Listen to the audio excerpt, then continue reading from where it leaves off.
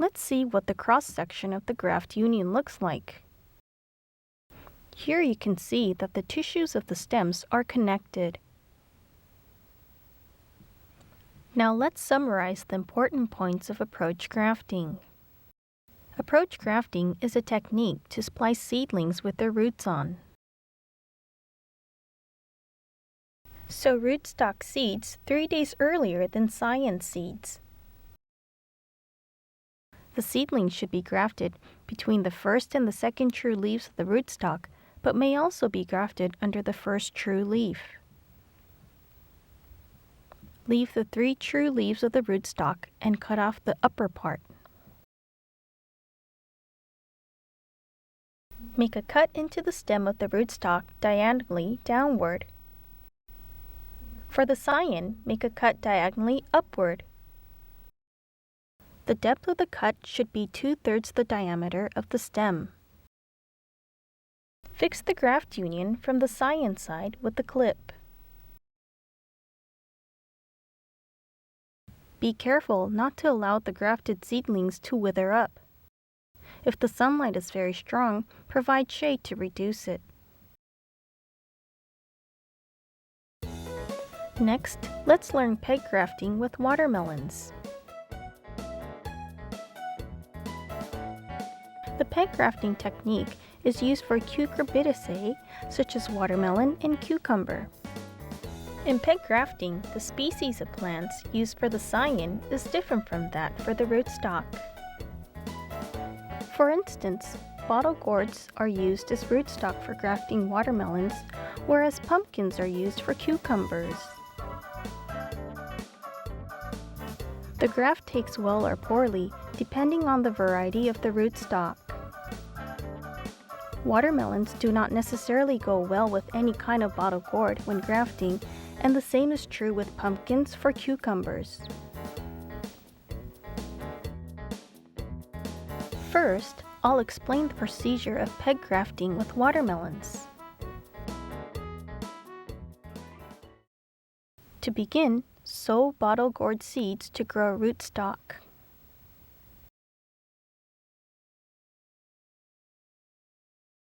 Three to 5 days later, sow watermelon seeds to grow scions.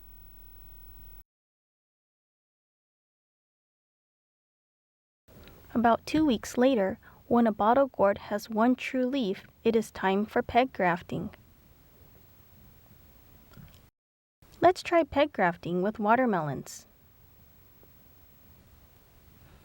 Check that the seedlings look okay. Use a sharp-top metal spatula or a bamboo or wood spatula to make a hole in the rootstock.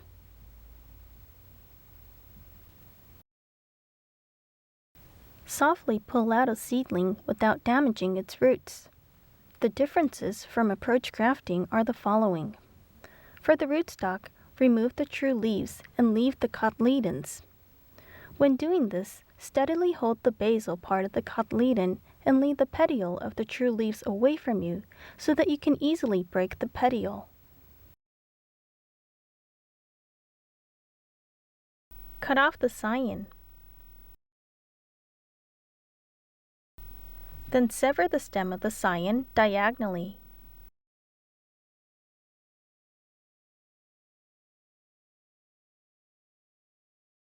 Hold the stem in your mouth to prevent the cut surface from drying.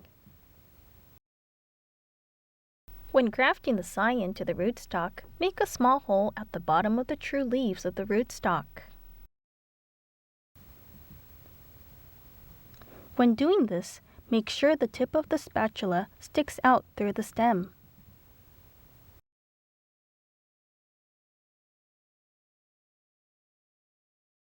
After making the hole, insert the scion with the cut surface facing downward into the hole.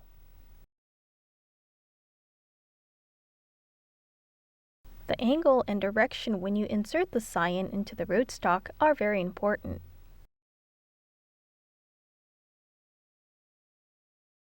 Insert the scion deeper into the hole in the stem of the rootstock until the tip of the scion sticks out of the other end of the hole.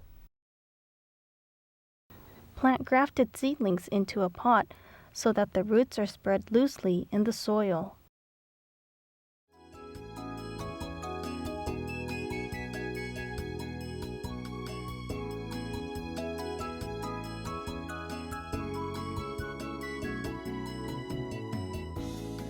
Management of peg-grafted seedlings until the graft is taken is more important than with approach-grafted seedlings. Wrap the boxes containing grafted seedlings with vinyl to seal them. Then cover all boxes again with vinyl. Of the double vinyl coverings, the inner one that directly covered seedlings should be sealed off to maintain high humidity inside the box.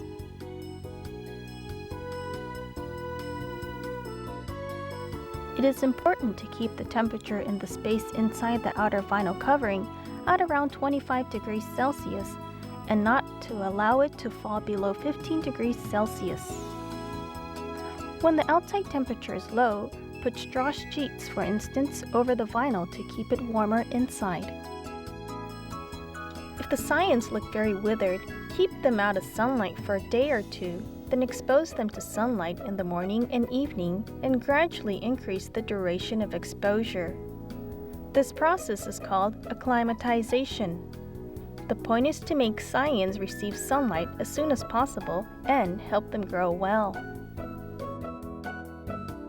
About a week later, the vessels become connected and the sprouts shoot up from the scions. When you are sure the scions are growing, remove the wrapping vinyl from the seedling boxes and provide good water management so that the roots of the rootstocks can get sufficient water. Grafting is completed when you're sure if the graft has taken. Let's remove one cotyledon of the rootstock and check how well the graft has taken. You can see they're definitely connected.